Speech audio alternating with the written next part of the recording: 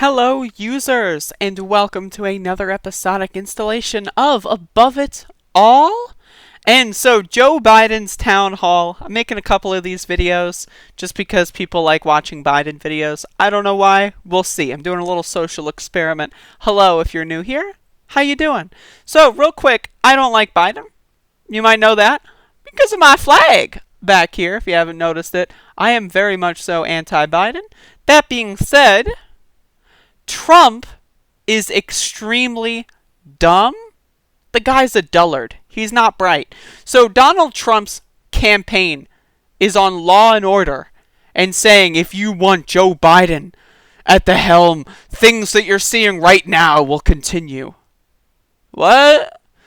Trump, if you're running on Law and Order, you can't not do anything and then say if you elect me, I'll then do something, because that's called extortion. That's what that is. It's extortion. But all the dullards out there that like Donald Trump are going to say, oh, well, he can't enact law and order because it's up to the states.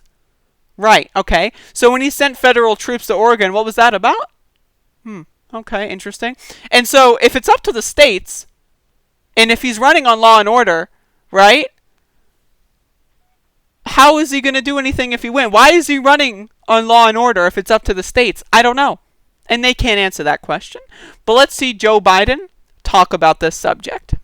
He said, I'm paraphrasing, chaos and violence are good for our administration. They're good for us. President talks about in Joe Biden's America. I got to remind him, he may be really losing it. He's president. I'm not the president. This is Donald Trump's America. Do you feel safer in Donald Trump's America when he incites these kinds of things?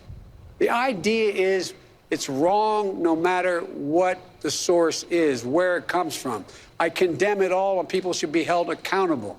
But folks, I'm waiting for the day when he says, I condemn all those white supremacists. I condemn those militia guys as much as I do every other organizational structure. And by the way, Chief, when you put that badge on and you walk out the door, you have a right to come home to your family safely, period. A lot of protesters have called for defunding police. This summer, murder rates in some big cities have shot up. Chicago murders are up 52% so far. New York up 23%. Los Angeles up 15%.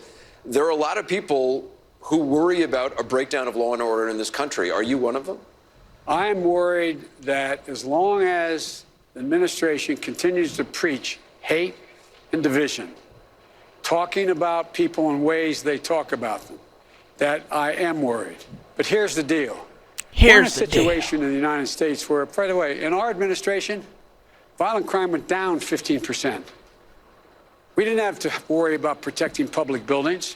We were able to do it without sending in our military. Do you ever think you'd... Now, this is a lie, because Joe Biden and Barack Obama, after Occupy, what they did was they allowed for rerouting of military equipment to police departments. So no, they didn't have to send in the military, but you want to know why?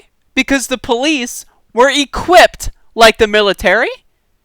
Donald Trump is only sending in the military on top of everything because he's an exuberant, excessive dork. And that's what's interesting here. And another thing about this is, again, Joe Biden's trying to play the middle ground. He's trying to restore the dignity of this nation. That's what he campaigned on from day one, and that's what he's going to campaign on until he wins or loses this election, right?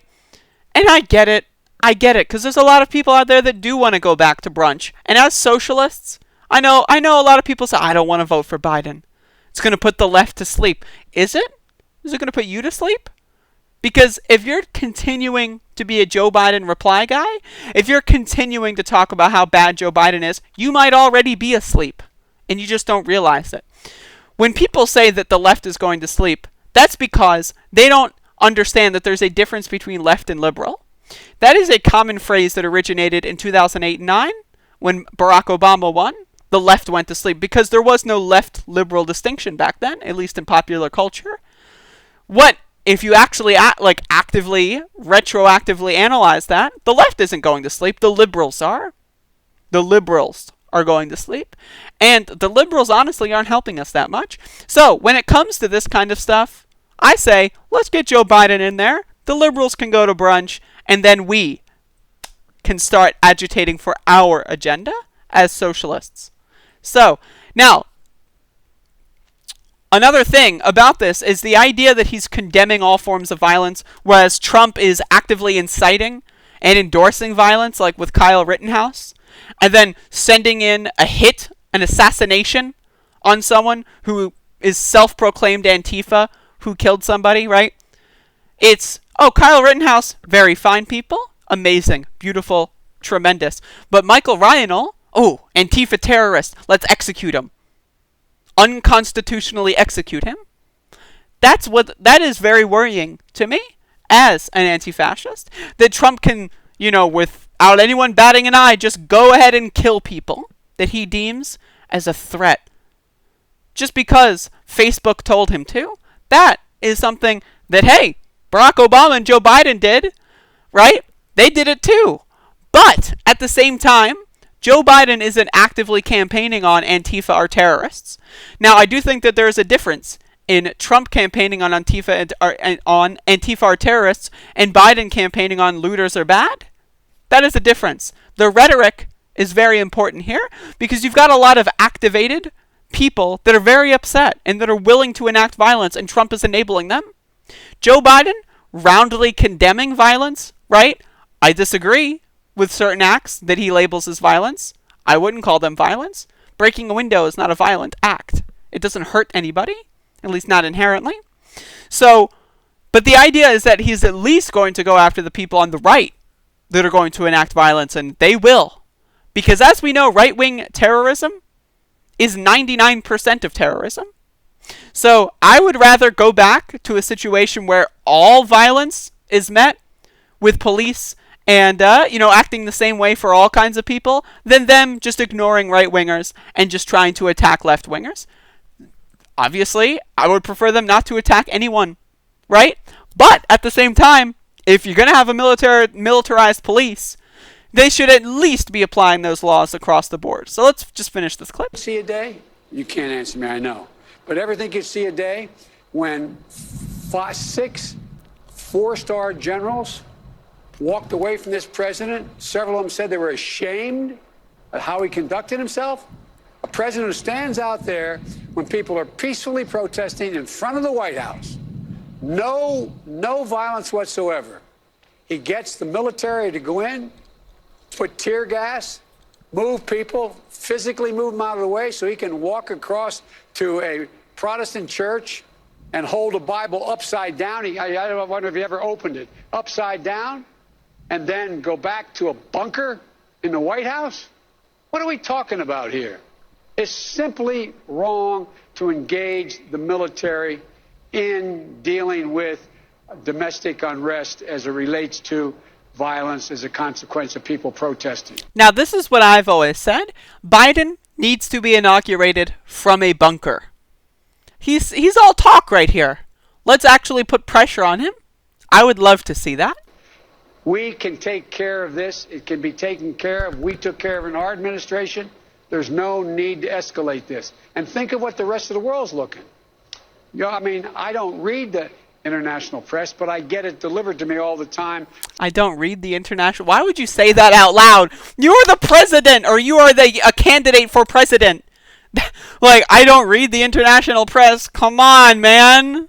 As Joe Biden himself would say, come on, man. What are you doing? But anyway. Through my advisors and the old security people.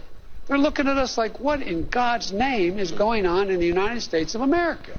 We're going to take a quick break. We'll be back with more. Again, as far as the goal of persuading Trump voters to vote for Biden, because we know he's not coming for the left here, right? So I understand that. As far as actual persuasion goes, is he going to get a lot of people? No, because a lot of the Trump base are QAnon-obsessed weirdos that think that Joe Biden is literally a devil reincarnated, right? So, but there are a lot of people out there that are on the fence. It's definitely not as many people that, haven't voted before that are left-leaning, but, me saying that on a YouTube video is not going to do anything, right? So it's all right, but as far as his stated goal is concerned, not bad. Not bad.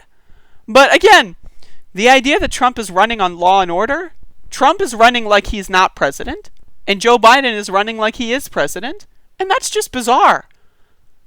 And I don't see how anyone can say Joe Biden's got dementia and then defend Donald Trump. Like, what? Like, what? Are you okay? Maybe you should draw a clock. Maybe you should take a cognitive test. If you think only one of these candidates is losing marbles, buddy, you lost your marbles eons ago. I'll help you find them. But come on, man. Give me a break. Anyway, thank you for watching. I'll see you again soon.